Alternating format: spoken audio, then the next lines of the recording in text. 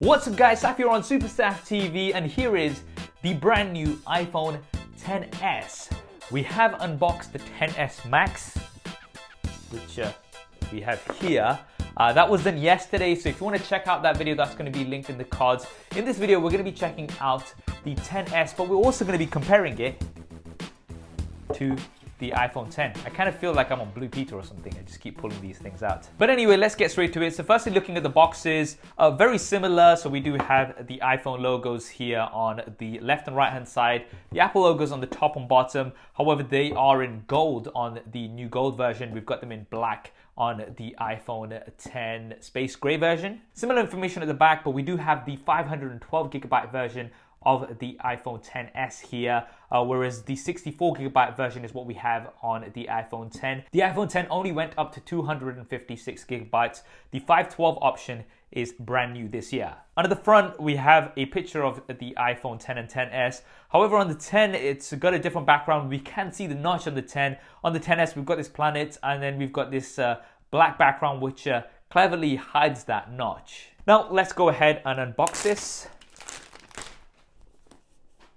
All right, so we are initially presented with design by Apple in California, and then we have, shiny, the iPhone XS. We're gonna put that to the side for just a second. Now inside the boxes, things are very similar as well. So we've got designed by Apple in California, this pack which has the Apple stickers, a quick start guide, SIM card ejector tool, as well as some safety information. And then we have the power bricks. These are regular power bricks. They are not the fast charging power bricks, unfortunately. There's a USB type A to lightning cable. Then we've got some lightning earpods. And finally, on the iPhone X, we do get a dongle, a 3.5mm to lightning dongle. This is something that you do not get on the iPhone XS. Something to bear in mind. Now let's get to the device. Take the plastic off. Ooh, yes. It just came and landed back here. That was a proper fail. Better. Now looking at the build and design, very, very similar to the iPhone X here. Of course, the biggest difference here is that we've got this new gold color. This is something that we did not have last year. Now let's just quickly go ahead and set up the iPhone XS. Now we do have quick start on here, which is basically going to allow you to bring close another device that has iOS 12, and it's automatically going to set everything up for you. Very, very cool. I am going to set this up as a fresh new device. Connect on to Wi-Fi. May take a few minutes to activate your iPhone, so it's just activating this right now. A few moments later. Welcome to iPhone.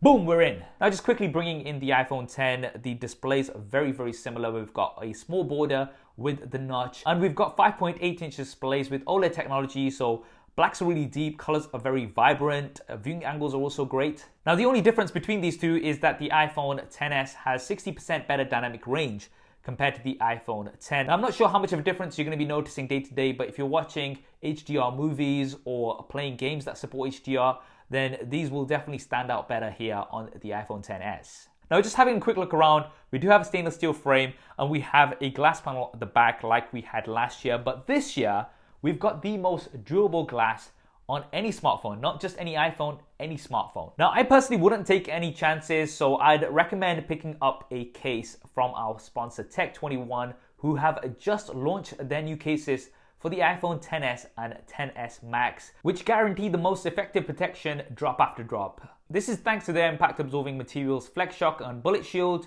which protect from drops of up to 3.6 meters, and the fact that Tech21 drop test their cases 20 times to ensure durable, long-lasting protection. If you want to pick up a case from Tech21, I'm going to be leaving them linked in the description below. They've also got a coupon code which is going to give you 15% off. That's also going to be in the description below. Now we've also got IP68 Water Dust Resistance this year compared to IP67 last year.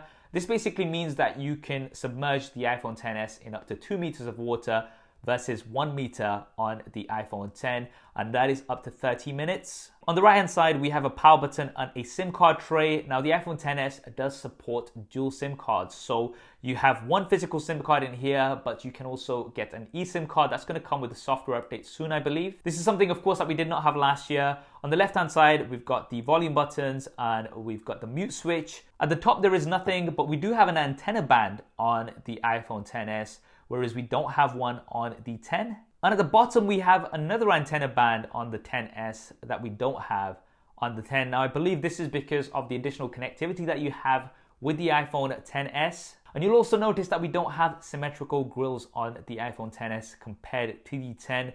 We've got 3 on the left-hand side with 6 on the right-hand side. Now this does seem to be because we have this antenna band here. This is not a huge deal. And then we have the lightning port here in the middle. Now for these grills, one of these is a mic and the other is a speaker. And we do have wider stereo speakers compared to what we had last year. So there is also a speaker here in the earpiece. The notch here also houses all of those sensors for Face ID. This is also improved compared to last year. And we've got an improved front-facing camera, 7 megapixels with an f2.2 aperture, but it does have a faster sensor.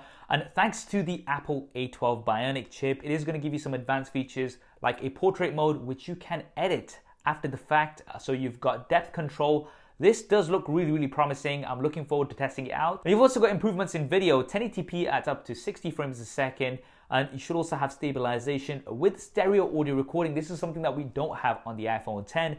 Definitely let me know if you want me to do a SuperSaf style camera comparison of the iPhone XS versus the iPhone 10. Now, although cosmetically both of these look similar, inside is where we've got the real improvements. We've got the Apple A12 Bionic Chip versus the Apple A11 Bionic Chip on the iPhone 10. And this is going to give you up to 15% faster performance, up to 50% faster graphics, and up to 50% lower power usage. Now, the Apple A11 Bionic Chip is a great chip already, so the A12 is only going to improve on this, and I'm looking forward to testing it out and seeing what it's capable of. So let me know if you want to see a speed test between these two as well. Now for the cameras, they might seem the same on paper. So we've got dual 12 megapixel cameras. The secondary camera, I think, is around about the same. It's got an f2.4 aperture. It's going to give you 2 times optical zoom. The primary camera on both of these is a wide angle with an f1.8 aperture. I've been hearing that it's slightly wider here on the iPhone XS. We'll check that out. But you do have a larger sensor on the iPhone XS.